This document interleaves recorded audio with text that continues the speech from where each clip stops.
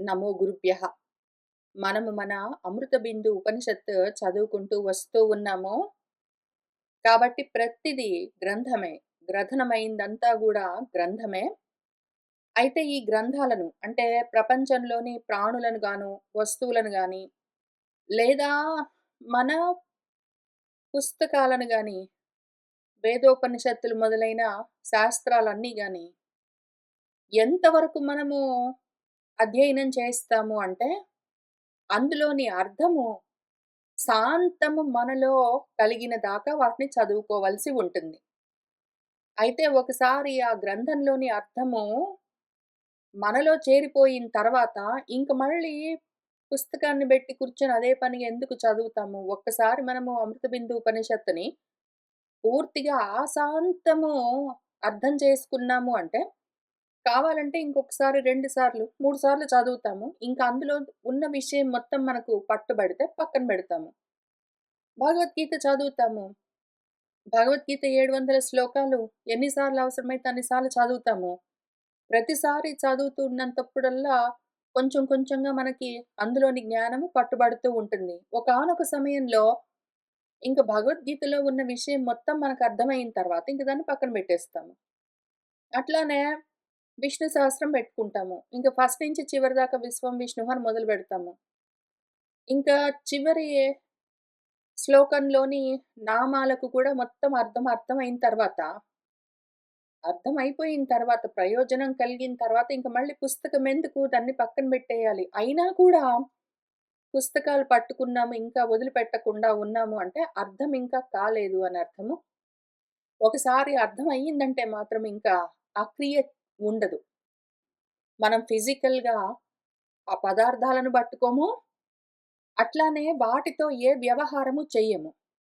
ఒక్కసారి మనం చేస్తూ ఉన్న పూజల్లో, వ్రతాల్లో వాటిలో వాళ్ళు చెప్తూ ఉన్న విషయం ఏంటో అర్థమయ్యిందంటే, ఆ కథలెందుకు చెప్తారు, క్రియలెందుకు చేయిస్తారు అని అర్థమయ్యిందంటే, అథాంగ పూజలెందుకు చేయిస్తారు, ఆ కథలెందుకు చదివిస్తారు మనకర్థమైతే కథల్లోని నిగూఢమైన రహస్యము ఉపనిషత్, ఆ క్రియల్లోని రహస్యము మనకర్థమయిన తర్వాత ఇంకా క్రియలు అంటే పూజలు, వ్రతాలు లాంటి క్రియలు ఉండవు, జారిపోతాయి. అట్లానే పూజలు, వ్రతాలు చేసేప్పుడు మనం పెట్టుకునే రూపాలు, పుస్తకాలు గూడా జారిపోతాయి. ఇంక వాటన్నింటిని తీసి పక్కన పెట్టేస్తాం. ఎందుకు? అందులో విషయం అర్థమైంది గాబట్టి.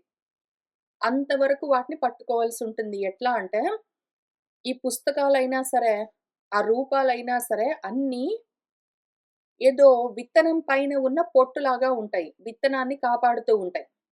ఆ జ్ఞాన బీజం ఏదున్నదో, ఆ జ్ఞాన బీజాన్ని ఈ అక్షరాలు లేదా ఆ మూర్తులు పట్టుకుని ఉంచుతాయి గదా!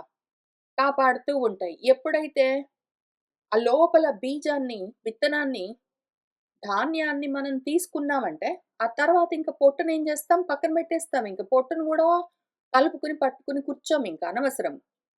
ఒకవేళ ధాన్యం కావాలని అర్థించేవాడు, ఆ ధాన్యాన్ని తీసుకున్న తర్వాత, ఆ వ్యర్థమైన పలాలన్లాగా, పొట్టులాగా, ఊకలాగా మన గ్రంథాలను, మూర్తులను, రూపాలను, క్రియలను మొత్తాన్ని ఇంక వదిలిపెట్టేస్తాడు. ఎందుకంటే అందులోని అర్థము, ఆ జ్ఞానము వాడికి పట్టుబడ్డది కాబట్టి. అంతవరకు మాత్రం చేస్తూ ఉండవలసి వస్తుంది. ఎందుకు అంటే అందులోనే ఉన్నది మరి. మనము పొట్టుతో సహా ఎందుకు పట్టుకొనుంటామంటే లోపల ఇంకా విత్తనం ఉన్నది. అది బయట దాకా రాలేదనుకోండి. మనం ఇంకా ఓపెన్ చేసుకునేంత శక్తి లేదనుకోండి. అంతవరకు పొట్టుతో సహా విత్తనాన్ని పట్టుకుంటాము.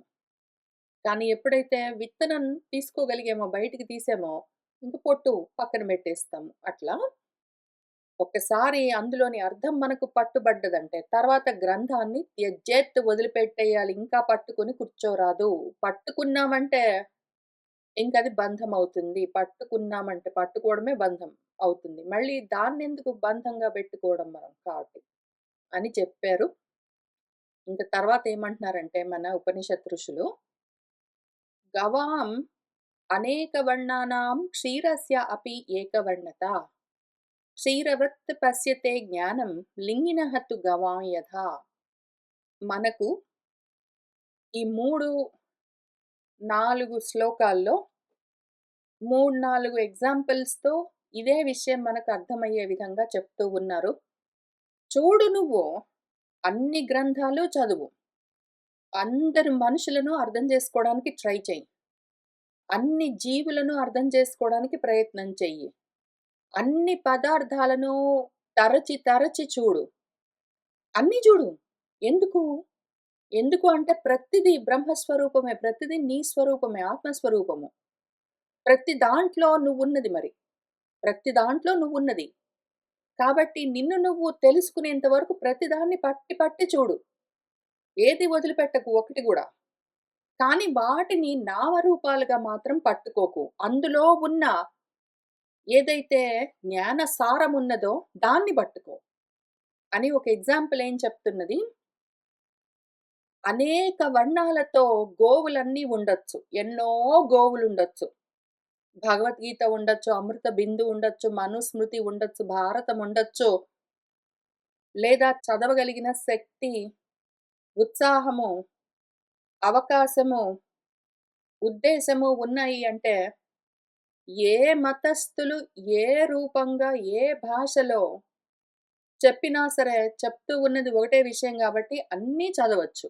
ఏ వర్ణంలో ఉన్నా సరే, ఏ వర్ణాలు అక్షరాలతో రాయబడ్డ గ్రంథాలున్నా సరే అన్నీ చదవచ్చు. ఆవులు అనేక వర్ణంలో ఉన్నా గూడా, వాటి నుంచి వచ్చే క్షీరము ఒకే రంగులో ఉన్నట్టు, మతాలు ఎన్ని రకాలుగా ఉన్నా సరే, ఆ మతాలన్నింటిలో చెప్పబడుతూ ఉన్న ఆత్మతత్వము మాత్రం ఒక్కటే రంగు. ఆత్మకి ఒకటే. అది స్వచ్ఛము, శాంతము, శుద్ధము, నిష్కళంకము, నిష్క్రియము, అది నిశ్చలము, నిష్కర్మ. కేవలము కేవలం జ్ఞానస్వరూపం. కేవలం జ్ఞానం. ఏ మతము ప్రపంచంలో ఎక్కడ ఎవ్వరు దీని గురించి చెప్పినా, దాని రంగు, రుచి, వాసన మొత్తం ఒకటేలాగా ఉంటుంది. ఆత్మ పదార్థం గురించి ఎవరు ఎక్కడ చెప్పినా ఒకటేలాగుంటుంది. వేరే రకంగా ఉండదు.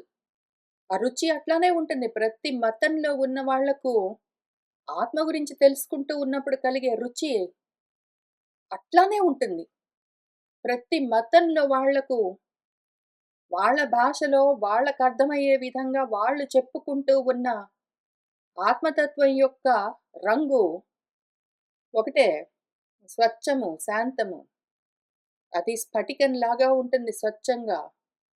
అట్లానే ఏ దేశంలో, ఏ మతంలో, ఏ భాషలో ఎవ్వరు వాళ్ళకు అర్థమయ్యే విధంగా ఆత్మ గురించి చెప్తూ ఉన్నా గూడా దాని వాసన ఒకటే బ్రహ్మవాసన.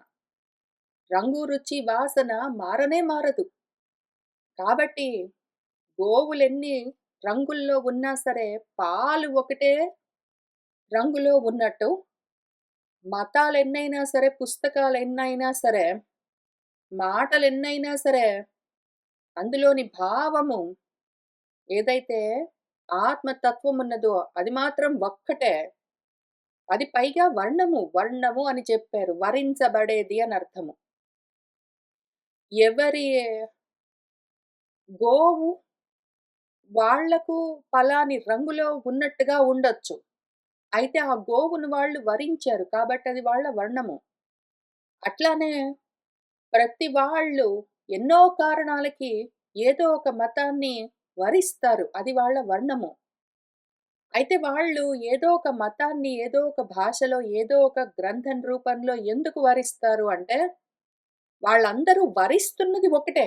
ఆత్మను వరిస్తారు. దాన్ని భగవంతుడు అనుకోవచ్చు, దాన్ని పరమాత్మ అనుకోవచ్చు, దాన్ని ఇంకే పేరుతో పెట్టి పిలిచినా సరే, వాళ్ళు వరిస్తున్నది మాత్రం ఒకటే ఉంటుంది. అది ఎన్నో వర్ణాల్లో ఉండొచ్చు. ఎన్నో విధాలుగా నేను రాముడిని వరిస్తున్నాను. నాకు రాముడంటే ప్రీతి. నేను కృష్ణుడిని భరిస్తున్నాను. నేను అల్లాను. నేను జీసస్‌ను. నేను గురు నానక్‌ను. నేను బుద్ధుడిని. వీళ్ళందరిని వరిస్తున్నానని ఎవరైనా ఏ రూపంగానైనా వరించొచ్చు కానీ, రూపాలు గాదు తత్వం మాత్రం ఏదున్నదో అది ఒకటే వర్ణంలో ఉంటుంది. దాన్నే వీళ్ళందరూ ప్రతి వాళ్ళు వరిస్తూ ఉంటారు. ఇది అర్థం చేసుకోవాలి. ఎంతవరకైతే సంకుచితంగా ఉంటూ ఉన్నామో, అంతవరకు వ్యాప్తి ఉండదు. వ్యాప్తి లేదు అంటే జ్ఞానము శిథిలమైపోతుంది, నశిస్తుంది. అజ్ఞానం ఒక్కటే ప్రబలమవుతుంది. అందుకనిప్పుడు సాధకుడు చేయవలసిందేమి అంటే, అభేద దృష్టితో అంతటా ఉన్నది ఒక్కటే ఆత్మస్వరూపము అనే చూస్తూ ఉండాలి. అదే దృష్టి అలవాటు చేసుకోవాలి. అదే దృష్టి అలవాటు చేసుకోవాలి. పనిగట్టుకుని ఇనీషియల్‌లో కష్టంగా ఉండొచ్చు. ఎందుకు అంటే, ఈ దేహము అకుండా ఏ ఇంట్లో పుట్టిందో, ఏ ప్రాంతంలో పుట్టిందో, ఎక్కడ పెరుగుతూ ఉన్నదో, ఆ చుట్టుపక్కల ఉన్న భాషలు, ఆ చుట్టుపక్కల ఉన్న మతాలు, ఆ చుట్టుపక్కల ఉన్న దేవతా స్వరూపాలు, ఆ చుట్టుపక్కల ఉన్న భావాలను అది గ్రహిస్తూ ఉంటుంది. అందుకనే దాన్ని గృహము అని పిలుస్తారు. లేదా గ్రామము అని పిలుస్తారు. లేదా గ్రహము అని పిలుస్తారు. ఎందుకు గ్రహిస్తుంది అని అర్థం. అయితే దానికి నాకు కుండ ఎన్ని వర్ణాల్లోనైనా ఉండొచ్చు, ఎన్ని రంగుల్లోనైనా ఉండొచ్చు, ఏ సైజులో అయినా ఉండొచ్చు. కానీ నేను మాత్రము స్ఫటికంలాగా ఉంటాను స్వచ్ఛంగా. నా పైనే ఇవన్నీ రిఫ్లెక్ట్ అవుతూ ఉంటాయి.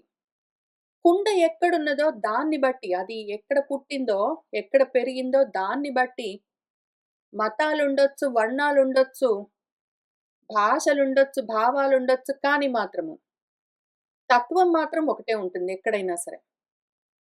ఇప్పుడు ఒకవేళ పుట్టినప్పుడు పలాని ప్రాంతంలో పలాని వాళ్ళకు పుట్టినా గూడాకుండా, పుట్టగానే పుడుతూనే వేరే దేశస్థులు, వేరే మతస్థులకి దొరికిందంటే, వాళ్ళ దగ్గర పెరిగిందంటే, ఇంకా ఆ దేశంలోని వేషభాషలతో, ఆ దేశంలోని మతాలతో, భావాలతో వృద్ధి చెందొచ్చు. పుడుతూ ఉండగానే దేనికి ఏ మతము లేదు, వర్ణము లేదు, భాష లేదు. అయితే పెరుగుతూ ఉన్న సమయంలో చుట్టూ ఉన్న వాటిని అబ్జార్బింగ్ చేసుకొని గ్రహించి, ఇది కూడా నావి అవి అని నిర్ణయించుకోవచ్చు. మనం ఇప్పుడేం చేస్తున్నామంటే, ఆ రకంగా కుండ వరకే పరిమితమైన భావాలను, మతము అంటే ఆలోచనలు, మతాలను మనము దాటి, ఆ కుండను దాటి వ్యాపించడానికి ప్రయత్నం చేస్తూ ఉన్న సమయంలో, అన్నింటినీ కలుపుకుని ముందుకు వెళ్ళవలసి ఉంటుంది. ఏ ఒక్కటి నాది కాదనుకున్నామంటే మాత్రము ఖండితమైపోతాము. అన్నీ నేను అనుకున్నప్పుడు మాత్రమే ఆత్మగా వ్యాపించొచ్చు. అది అత్యవసరము మనకు సాధనలో. అద్వైత జ్ఞాన మార్గంలో ఉన్న మనకు, అద్వైత సాధన అభ్యాసం చేస్తూ ఉన్న మనకు ఈ భావన అత్యవసరము. అత్యవసరము. మనం ఎట్లా చూడాలి, వాళ్ళు ఎట్లా చూస్తారు అని మన ఋషులేం చెప్తున్నారంటే, జ్ఞానాన్ని క్షీరవత్ పశ్యతే. ఆవులు ఎన్ని వర్ణాల్లో ఉన్నా గూడా పాలు మాత్రం ఒకే వర్ణమైనట్టు, పుస్తకాలు, మతాలు, మనుషులు, భాషలు, దేశాలు వేరైనా సరే, పాలలాగా జ్ఞానం మాత్రం ఒక్కటే అనే చూడాలి. జ్ఞానులు అట్లానే చూస్తారు. అట్లానే గోవులన్నింటినీ లింగినః అని చూడాలి. లింగినః యథా. లింగము అంటే గుర్తు అనర్థము. ఏదైతే జ్ఞాపకం చేస్తుందో అది జ్ఞానము. దాని పేరు లింగము. లింగ్యతే అనేన ఇతి అని దేనివల్ల మనము జ్ఞాపకం చేసుకుంటామో, తెలుసుకుంటామో అది లింగము. ఇప్పుడు ఈ లింగము అంటే గుర్తు. నువ్వెవరు అని నీకు జ్ఞాపకం చేసే గుర్తు లు గాదు. గుర్తు. సింగులర్ వర్డ్ గానే వాడారిక్కడ. ఏకవచనంలో జ్ఞానం అని జెప్పారు. గుర్తు. ప్రతి మతంలో, ప్రతి గ్రంథంలో, ప్రతి భాషలో, ప్రతి దేశంలో, ప్రతి రూపంలో, ప్రతి భావంలో ఉన్న జ్ఞానము, ఆ జ్ఞాపకం చేసే గుర్తు, ఆ లింగము ఒక్కటే. పాలలాగా. దానికి రకరకాల రంగులుండవు. అయితే కానీ ఆ లింగినః అని ప్లూరల్ బహువచనం వాడారిక్కడ. ఎందుకు అంటే, ఆ లింగాలను అంటే గుర్తులను, జ్ఞాపకాలను ధరించేవి ఎన్నైనా ఉండొచ్చు. ఎన్ని రంగుల్లో, ఎన్ని రూపాల్లో, ఎన్ని భాషల్లో, ఎన్ని మతాల్లో, ఎన్ని దేశాల్లో, ఎన్ని గ్రంథాల్లో, ఎన్నోగా ఉండొచ్చు. లింగి ఎన్నో రకాలుగా ఉండొచ్చు. కానీ లింగము, ఆ గుర్తు, ఆ జ్ఞానము, జ్ఞాపకం చేసేదేదున్నదో అది మాత్రం ఒకటి. దాన్ని అట్లానే పట్టుకోగలిగితేనే మాత్రమే నువ్వు అన్నీ అయి ఉన్నాను అని తెలుసుకోగలవు. ఆ స్థితిని చేరుకోగలవు. ముక్కలు ముక్కలు చేసుకొని నువ్వు అది నాది గాదు, ఇది నాది గాదు, అది పక్కన వాడిది, ఇది అది వాడిది ఎవడిదో, నాకది ఇష్టం లేదు, నాకది పడదు అనుకున్నావంటే ఇప్పుడు ఈ కుండ పలాని దేశంలో, పలాని ఇంట్లో, పలాని మతస్థుల దగ్గర పుట్టి పెరుగుతూ ఉండిండొచ్చు. అదే కుండ ఇంతకు ముందు ఇంకెక్కడైనా వేరే దేశంలో, వేరే మతంలో, వేరే భాషలో పుట్టి పెరిగిండొచ్చు. అదే కుండ ఎందుకుంటుంది? కుండలు మారుతుంటాయి. అయితే ఇంకొక కుండ ఫలాని వేరే ఇంకేదో దేశంలో, భాషలో, ఎక్కడో రూపంలో, రంగులో ఉండిండొచ్చు. ఆ కుండ మాత్రమే నేను అనుకున్నంత వరకు మన గ్రంథాలు మనకు నేర్పిస్తూ ఉన్న, మన శాస్త్రాలు మనకు ఉపదేశం చేస్తూ ఉన్న, మన ఉపనిషత్తులు మనకు చూపిస్తూ ఉన్న ఆత్మను మనం దర్శనం చేయలేము. కుండ వరకే చూసి కుండకున్న లక్షణాలు నావి అనుకుని అధ్యారోపణ చేసుకున్నామంటే మాత్రము అన్నిదా గ్రహణం చేశాము. ఆత్మను గ్రహణం చేయలేక అగ్రహణంతో పోగొట్టుకున్నామంటే మాత్రము ఇంక ఎన్ని పుస్తకాలు చదివినా, ఎన్ని స్తోత్రాలు చదివినా, ఎన్ని పూజలు చేసినా, ఎన్ని ఉపవాసాలు చేసినా ఏది పని చెయ్యదు. వ్యర్థమవుతుంది. కాబట్టి గోవులు ఎన్ని రంగుల్లో ఉన్నా సరే పాలు ఒకటే రంగులో ఉన్నట్టు, గుర్తును తెలిపే లింగి ఎన్ని రూపాల్లో, ఎన్ని రకాలుగా ఉన్నా సరే, ఆ జ్ఞాపకం చేసే జ్ఞానం మాత్రం ఒక్కటే అయి ఉన్నది. దాన్ని అట్లానే పట్టుకోవాలి. అన్ని చోట్ల నుంచి పట్టుకోగలగాలి. ప్రతి చోట దాన్నట్లానే పట్టుకోగలగాలి అని చెప్పారు. తర్వాత మంత్రం చూద్దాము. ఘృతం ఇవ పయసి నిగూఢం భూతే భూతే చ వసతి విజ్ఞానం. సతతం మనసి మంథయితవ్యం మనః మంథాన భూతేన. ఇప్పుడు పాలు తీసుకొచ్చాం గదా! మనమేం చేసాము? పాలు తీసుకొనొచ్చాము. ప్రతి రూపంలో, ప్రతి దేశంలో, ప్రతి నామంలో, ప్రతి మతంలో, ప్రతి భాషలో, ప్రతి చోట ఉన్నదంతా ఒక్కటే ఆ జ్ఞానము. ఆత్మజ్ఞానం ఒకటే. అని ఆ ఆత్మజ్ఞానమన్న పాలు పట్టుకొనొచ్చాం గదా! అయితే పాలు తెచ్చుకున్నాము. పాలలో నుంచి ఆ జ్ఞాపకము ఇంకా కలగట్లేదు గదా! ప్రత్యభిజ్ఞ కలగట్లేదు గదా!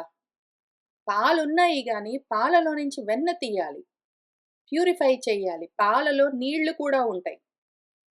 అయితే కానీ, మనమేం చెయ్యాలంటే, పాలను, నీళ్లను వేరు చేసి, ఆ పాలలో నుంచి పాల సారము, వెన్న ఏదున్నదో దాన్ని బయటికి తీయాలి. మొత్తం అంతటా, ప్రతి రూపంలో, ప్రతి వస్తువులో, ప్రతి అణువులో ఉన్నదంతా జ్ఞానమే అని జ్ఞానాన్ని పట్టుకొచ్చాం గదా! ఇప్పుడు అందులో నుంచి ఆత్మతత్వాన్ని బయటికి తీయాలి గదా మనము. అదెట్లా చెయ్యాలి అని చూపిస్తున్నారు. మనస్సు ఎట్లా అంటే పాలలాగా స్వచ్ఛమైపోవాలి.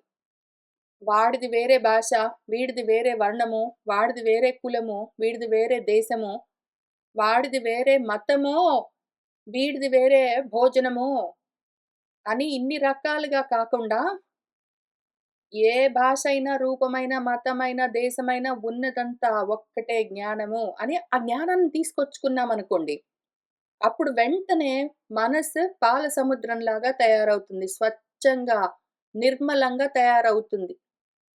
ముందు మనసుని అట్లా తయారు చేసుకోవాలి. అది ఫస్ట్ స్టెప్. ఇక్కడ 19వ మంత్రంలో చెప్పినట్టు ఫస్ట్ స్టెప్ అది. భేదాలు చూడొద్దు. భేదాలు చూడొద్దు. ఒకవేళ భేదాలు కనిపిస్తూ ఉంటే గూడా ఇన్ని రూపాలుగా ఉన్నదంతా అందులో ఉన్నది ఒక్కటే గదా! అన్న చూపుండాలి. ఆ రకంగా ఎప్పుడైతే చూపు ఏర్పడిందో అప్పుడు మనసు శుద్ధమవుతుంది, స్వచ్ఛమవుతుంది, పాలలాగా ఉంటుంది. అటువంటి పాల సముద్రంలాగా మనసుని తయారు చేసుకున్న తర్వాత, మనమింక దాన్ని చిలకాలి. మథనం చేయాలి, మథించాలింక.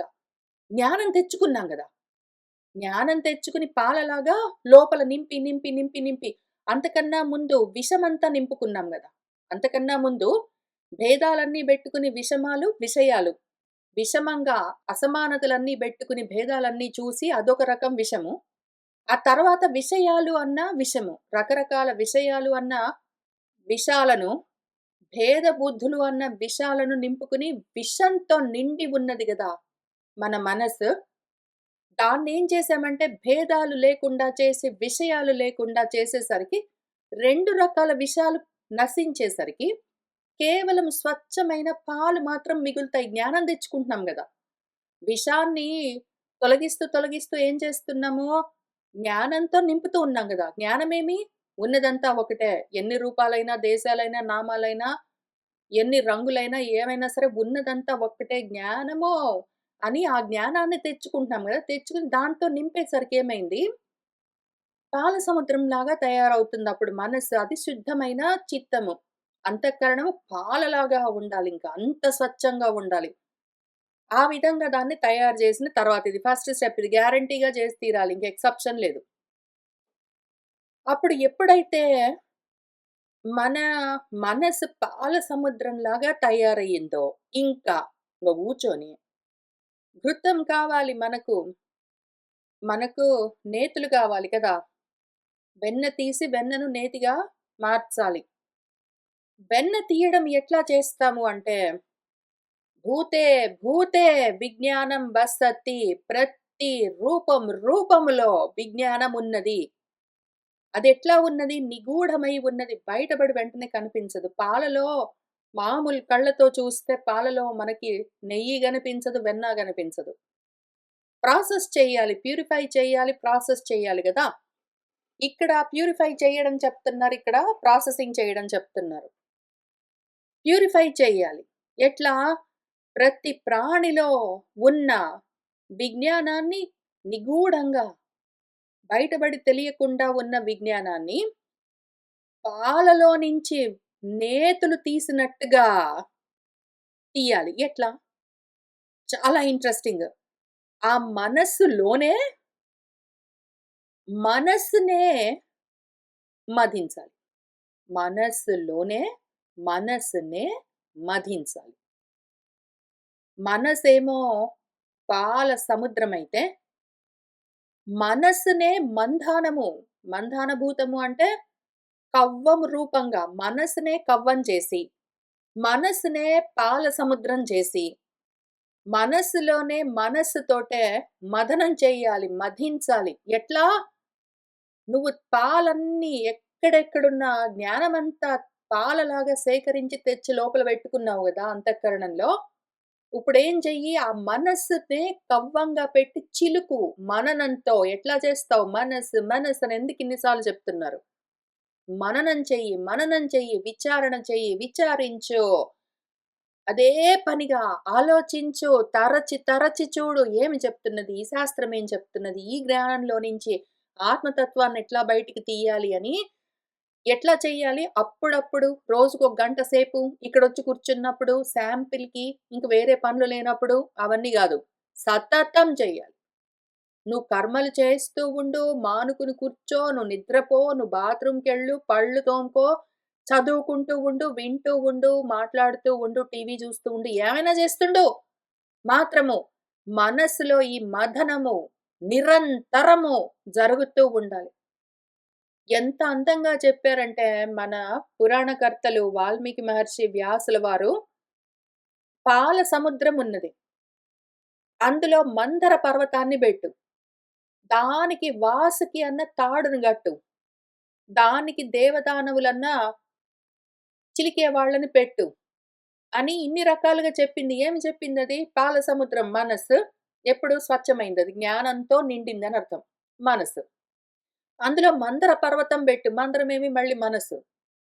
దానికి వాసుకిని చుట్టు. వాసుకేంటి మళ్ళీ వాసనలతో ఉన్నది మనసు. మనసులో మనసుని కవ్వంగా బెట్టుకుని మనస్సుతోటే మధించు. ఎట్లా? దేవదానవులు. దేవతలెవరు? జ్ఞానేంద్రియాలు. దానవులు ఎవరు? కర్మేంద్రియాలు. పెట్టు. ఇంక చిలుకు. నీ జ్ఞానేంద్రియ, కర్మేంద్రియాలన్నీ మొత్తం అన్నీ లోపలే బెట్టు. వాటన్నింటిని ఉపయోగించి మననం చెయ్యి, మననం చెయ్యి, మననం చెయ్యి. విచారించు. విచారణ అత్యవసరం దీనికి. ఆచరణ ఎక్కడ ఇందులో 19వ మంత్రంలో ఆచరణ. ఆచరిస్తూ ఉన్నదేమి అన్నీ ఒకటే, అన్నీ ఒకటే అని చూస్తూ భేదం లేకుండా ఉండడము ఆచరించడం. అది ఆచరణ. ఆచరణ సరే అయిన తర్వాత ఇంక మనసులో జ్ఞానం అన్న పాలు నింపిన తర్వాత ఇంక కూర్చొని చిలుకు. దాన్ని ఆలోడనం చెయ్యి. అందులో నుంచి ఎంతవరకు? ఎంతవరకు మధించాలి? ఎల్లప్పుడూ మధించాలి సరే.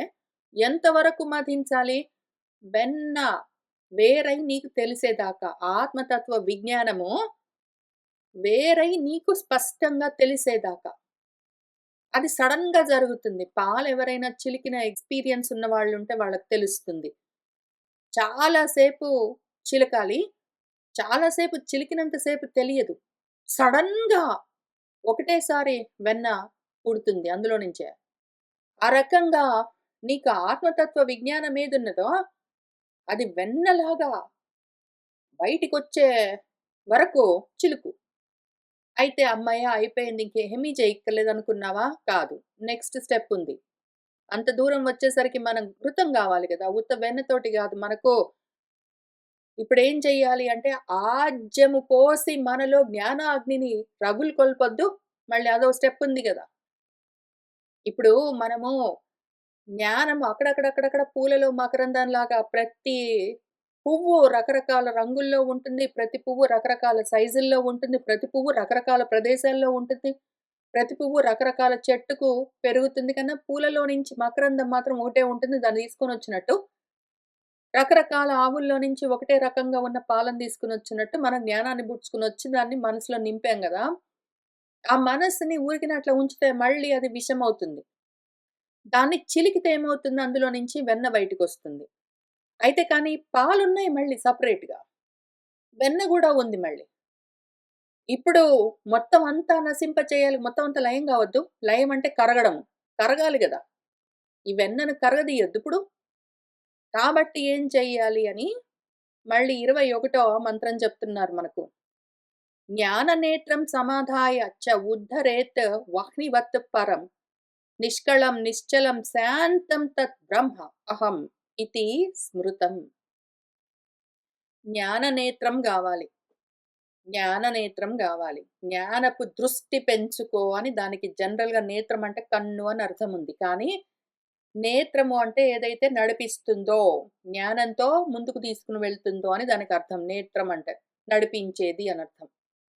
ఇప్పుడు ఆ జ్ఞాన నేత్రము అంటే నిన్ను ముందుకు నడిపించే జ్ఞానంతో జ్ఞానం వైపుకు నడిపించే ఏ జ్ఞానమున్నదో అది కావాలి.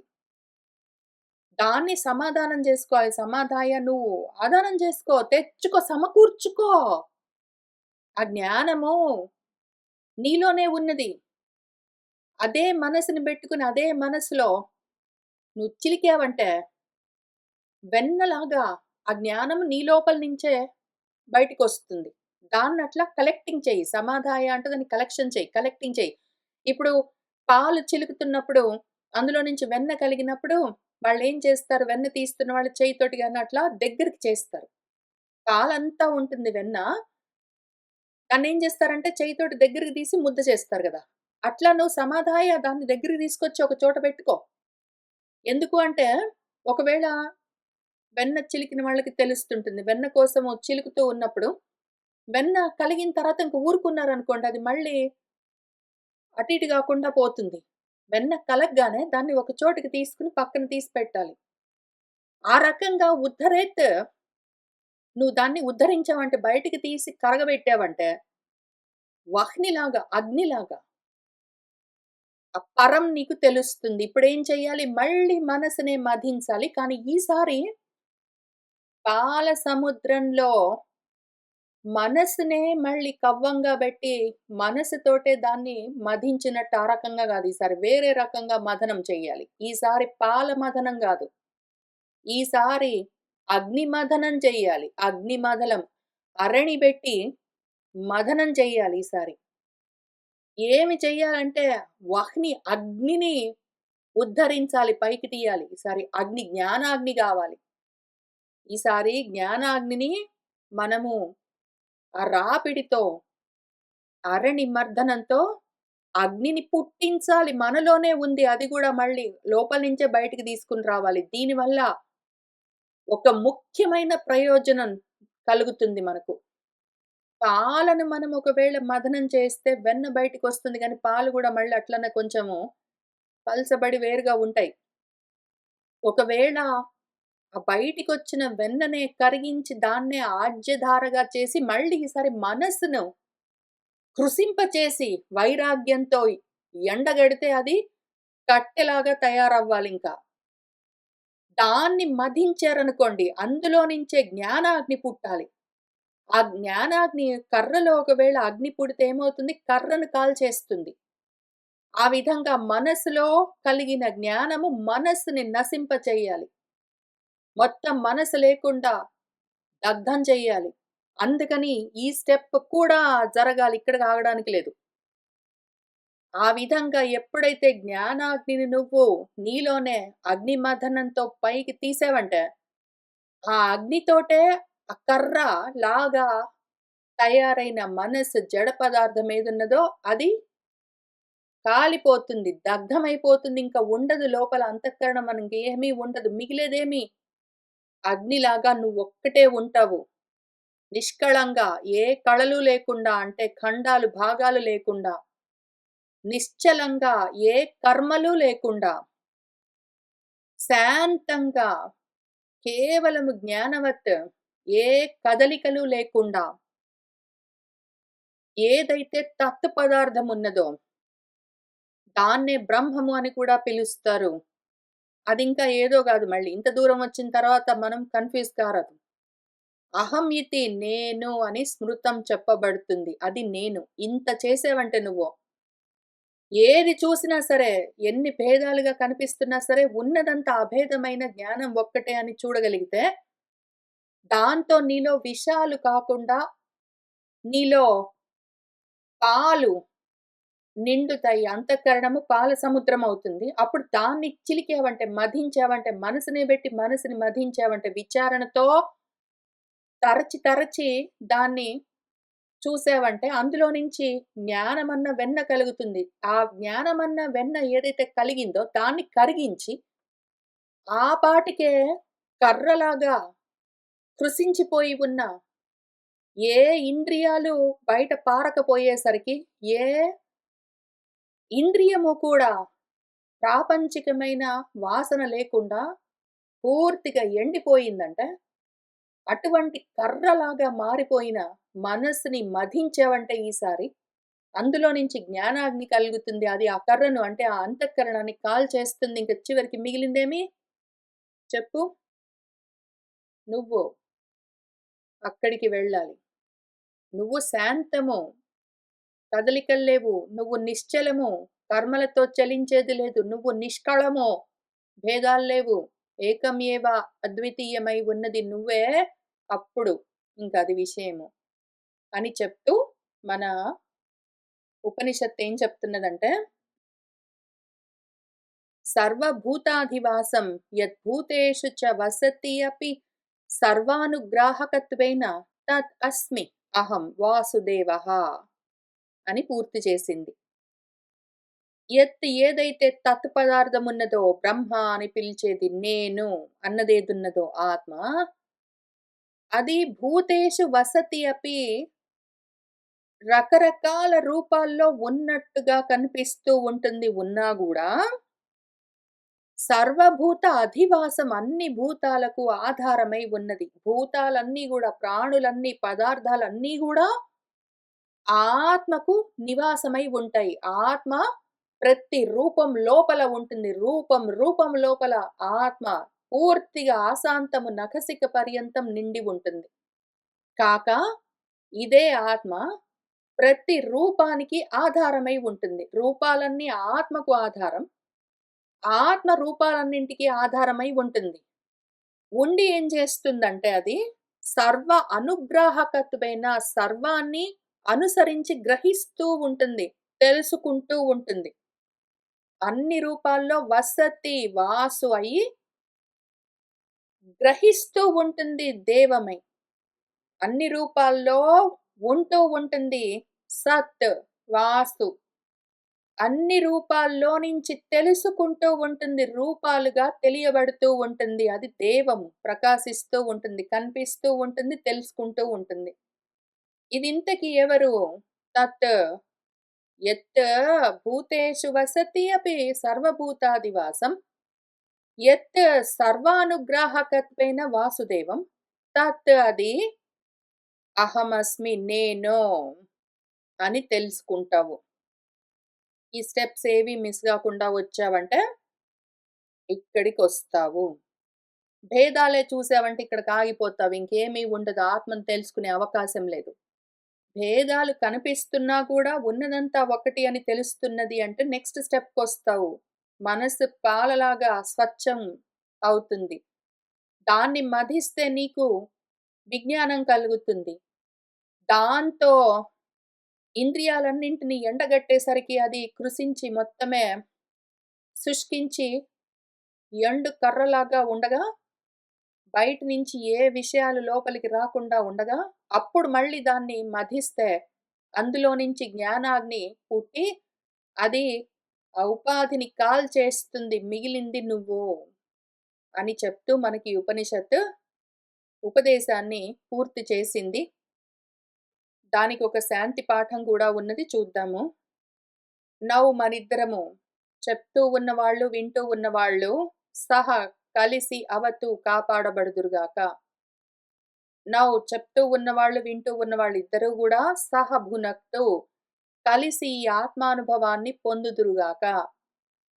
అట్లానే చెప్తూ ఉన్నవాళ్ళు, వింటూ ఉన్నవాళ్ళు కలిసి వీర్యం కరవావహై అందుకోసము యాక్టివ్‌గా ప్రయత్నం చేస్తూ ఉండవలసి ఉన్నది.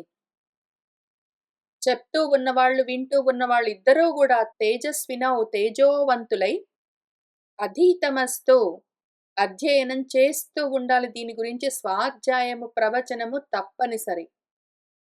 అట్లానే చదువుకుంటూ ఉన్నవాళ్ళు, చెప్తూ ఉన్నవాళ్ళు, వింటూ ఉన్నవాళ్ళు ఇద్దరూ గూడా మా విద్విషావహై గొడవలు పెట్టుకోకుండా సామరస్యంతో ఆ సమరస భావాన్ని రసోవై అని చెప్తూ ఉన్న ఆత్మస్థితిని పొందాలి అని శాంతి శాంతి శాంతి అని పూర్తి చేసింది మనకి ఉపనిషత్తు ఈ అనుశాసనాన్ని. శుభం భవతు.